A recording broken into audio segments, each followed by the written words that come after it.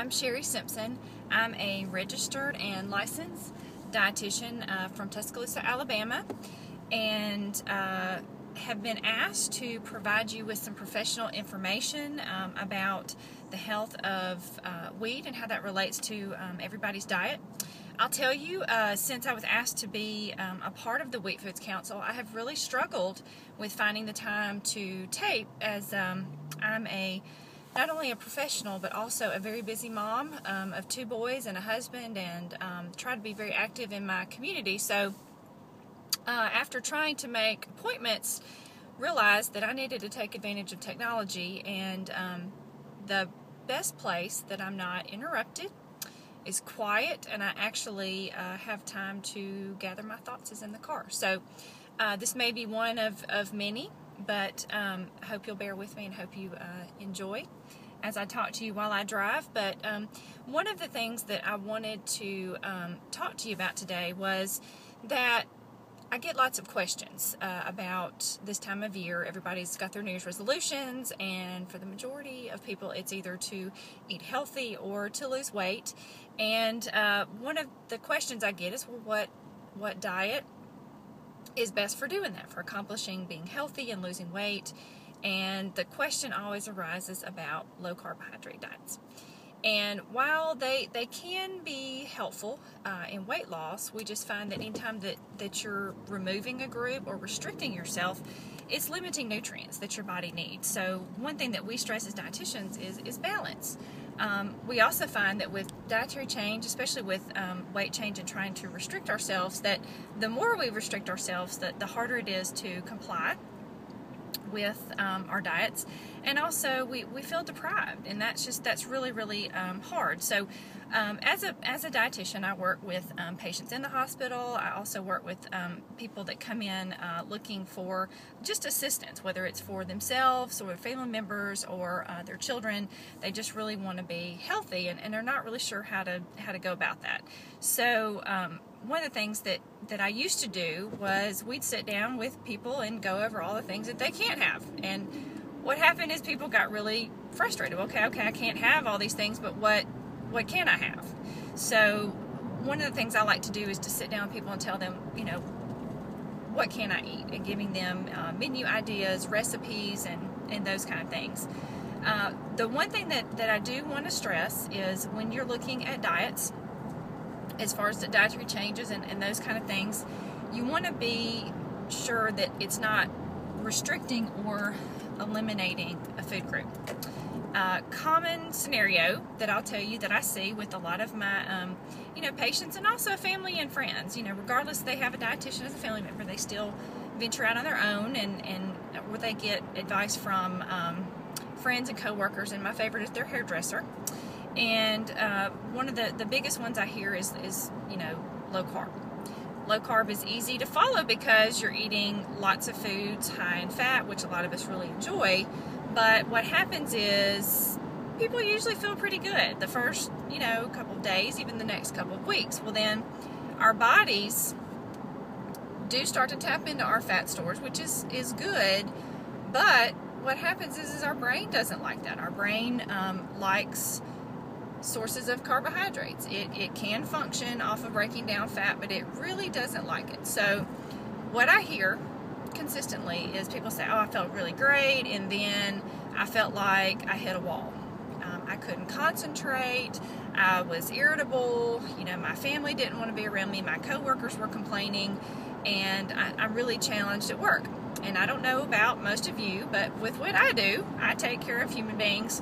So I have to be able to think, and I think most of you do, whether you're dealing with business or money, or the care of others, whether you're caring for children or adults or what have you.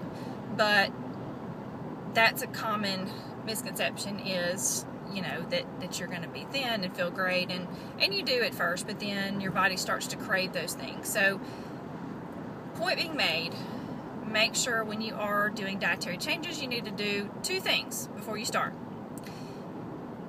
First thing you need to do is you need to go to your doctor. If you haven't had a complete physical or an evaluation, make a phone call, go to the doctor, and get a full workup. if you don't have a primary doctor, a lot of these small, kind of come-as-you-go practices will also do physicals for you. So you can go and meet with them, and usually there's not a huge fee for that. If you are struggling with weight, that will clue them. The first thing they're going to ask you is, have you done anything? What have you done to try to lose weight? So you can go through all the scenarios that you've tried. If you tried diet, you tried exercise, then that will clue them in that there may be something underlying. So they may want to run some lab tests, which will tell them more. Real important to get that done because they can determine if there's any kind of imbalances with blood sugar, electrolytes, or there's all these hormones and things in our body that control our metabolism. So we want to make sure that those are working appropriately. The next thing that you do is you need to consult with a nutrition professional, okay? That is not a trainer at your gym. That is not, the Doc in a Box weight loss clinic in your area. Ask them for their credentials. And anybody that's a registered dietitian or has any kind of nutrition credentials will be happy and very proud of those credentials to show them to you. They can guide you through individualized approach to weight control. Okay. Part of that being, when you're looking at diets, I encourage you to make sure that it includes some form of carbohydrates, some form of wheat, rice. All of these are part of a healthy diet. They are brain food, and they also, the next wonderful thing that I really stress to my clientele is that wheat is a huge part of our digestion. When you cut out these carbohydrate foods, you're usually missing lots of fiber, unless you're replacing it with lots of fruits and vegetables. But when you remove wheat and other parts of the carbohydrate group, you're removing fiber, and you're removing what helps cleanse and clean our digestive system.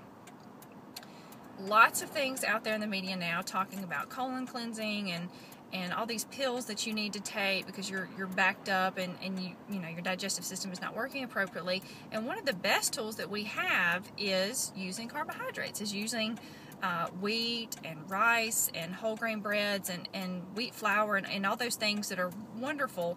And it naturally will go in your digestive system and act kind of as a scrub brush, and it'll clean all that stuff for you without having to go to extensive measures of pills and colonics, and all of those things also can have harmful side effects. So I try to put things in perspective and share with the population, regardless of who I'm talking to, that food is medicine. Food is just as critical in maintaining a healthy diet as any medication or vitamin or anything else that you're taking. That should be the foundation of your health. So we will pause there. I encourage you to take that and digest that. As a teacher, I've spent part of my career teaching children up to college age students, and I find that information is best taken in small doses. So we will pause there, and there'll be more to continue. Thank you.